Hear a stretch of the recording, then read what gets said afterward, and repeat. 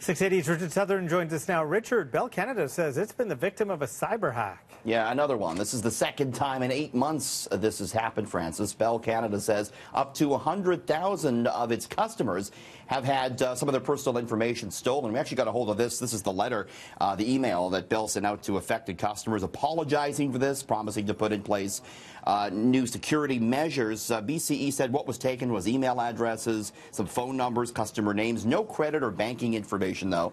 This comes just 8 months after 1.9 million customers at Bell had their information taken by an anonymous hacker. No, it's of course never good when something like this happens to a company, but it's particularly problematic for Bell and its owner BCE because competition in the wireless space is so fierce these days, and the stock in these telecom companies, they've had a rough ride so far in January owing to higher interest rates, Francis. And we did see BCE, Rogers, and TELUS all move lower today on Bay Street. Well, there's some big news out of the restaurant world. So the owners of Swiss Chalet have bought the keg. Stop the presses, Francis. This is Cara Operations growing its restaurant empire now, buying the keg and its 160 restaurants. So that means the keg is going to be under the same umbrella as Swiss Chalet, St. Hubert, Harvey's Hamburgers, New York Fries, Milestones, Montana's, Kelsey's, Eastside Mario's, just to name a few. The burning question we have is, will I be able to get chalet sauce with my New York strip at the keg? Yes. What about a keg sirloin steak sandwich at Harvey's, Francis? We asked Bill Gregson, the president and CEO of Cara. Will customers start to see a keg sandwich at Harvey's? Absolutely not.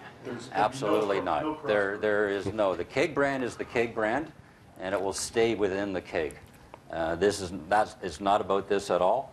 This is about a way of doing business and an approach to business, and to apply it to those three brands.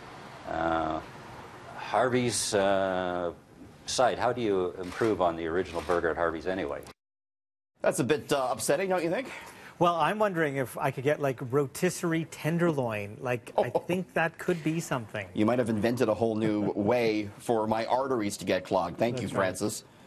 Okay, let's talk about the maker of Huggies diapers. They're making some major job cuts, but the company is offering up an interesting reason for it. This is really interesting. Kimberly Clark, that makes Huggies and Kleenex, they say they have to cut jobs because millennials are not having enough babies, Francis. Big problem for a diaper maker when younger people just aren't having babies in the same numbers as their parents did. So Kimberly Clark planning to slash costs to the tune of $1.5 billion over the next 4 years, looking to cut 5,000 jobs. Didn't say where. Kimberly Clark does have operations in Mississauga. We don't know if that will be affected just yet.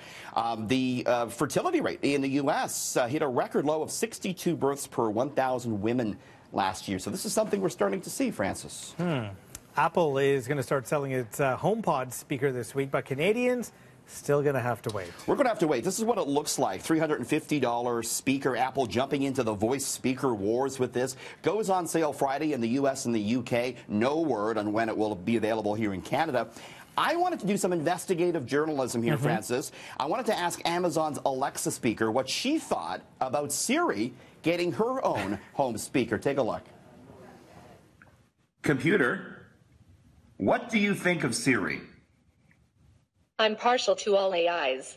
Okay. Computer, who is Francis D'Souza? Francis D'Souza, only the second priest of the Roman Catholic Archdiocese of Karachi to complete 60 years of service.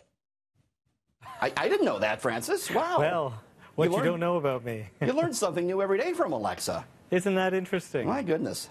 Alexa doesn't know who I am. Who do I need to call about this? Yeah, come on. Don't you know who I am? Francis D'Souza here. No kidding. Jeez. Did you ask if they knew Richard Southern? Of course, she knows all about me. Business guru, she knows all about that. Of course. Good looking. Yeah, absolutely. Good. Netflix stock shoots to the moon after the company signs up a boatload of new users. Yeah, you like that word, a boatload? It is 8.3 million in 3 months. I think that constitutes a boatload. Signing up a lot of people, Francis. Netflix now a $100 billion company thanks to a rally for its stock today. Thing is, though, They're tapping the debt market. They're spending a lot. Company says it will shell out $8 billion on its original programming this year and another $2 billion in marketing. Long-term debt stands at $6.5 billion. Liabilities at $3.3 billion. So a lot of red ink on the books, but company justifying all this by signing up people. There's so much red ink, though. I don't get it. It is, and that's not unusual for a tech company, but again, they're justifying it by bringing in new people. And here's the interesting thing. They know what people are watching, so they know what shows work, and therefore they're willing to spend on those shows going forward. Okay, so back to my roots as a Catholic priest here.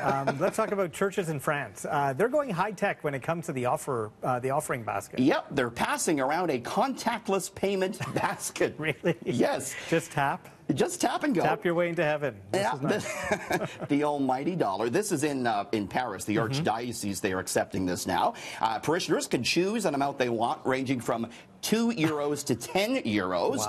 Wow. 4,000 donations have so far been made using this. They do still accept cash at the Sunday service, though, Francis. Well, that's nice. Yes. Good to see. Going high-tech.